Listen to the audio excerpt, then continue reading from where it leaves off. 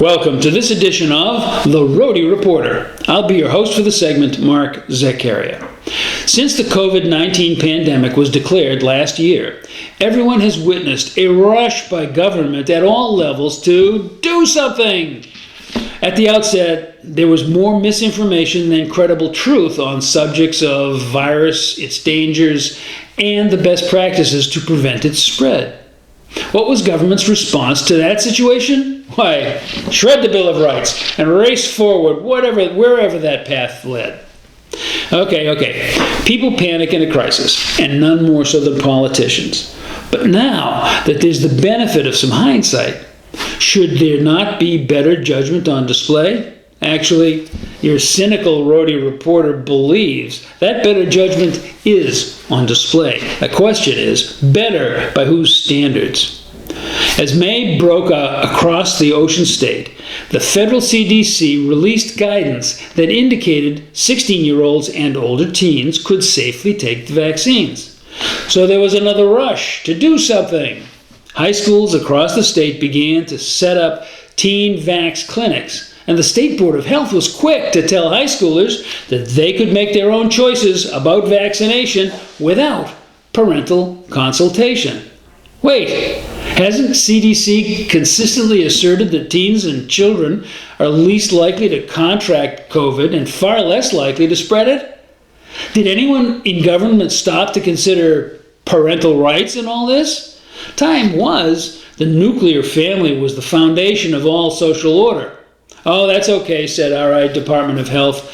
Rhode Island General Law 23-4.6 says 16-year-olds can approve their own treatment on routine or emergency medical matters. Wasn't that law written a century ago to cover young brides when they moved from their parents' home to form a new household? Did it ever mean to apply to minor children living with their parents? As David Farragut famously said, damn the torpedoes, full speed ahead. Let's just do this, okay? Your skeptical Rhody Reporter says, maybe not. Here are a couple of questions to consider first. If teens are legally emancipated, do their parents know that? What's the impact on the family unit everywhere when parental rights are cast aside anywhere? Should COVID clinics for teens have their informed consent policies published in advance? Is there data to justify the rush to vax teens? Ouch, not following the science? OMG. How about teens being bullied or coerced socially to get the shot? Can school districts ensure that won't happen? What's the state's position on parental rights? Let me ask that again. What's the state's position on parental rights? Can we stop long enough to articulate that for all to hear? Finally, can the state commit to an outright ban on vaccine passports so this effort with teens is not just the first step in a bottom-up process? As the Bard so famously said, that's the rub.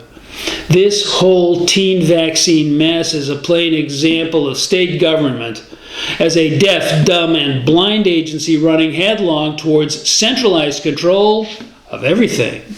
Your interrogatory Rhody Reporter has one last question for you. Why are we letting our government do this to us?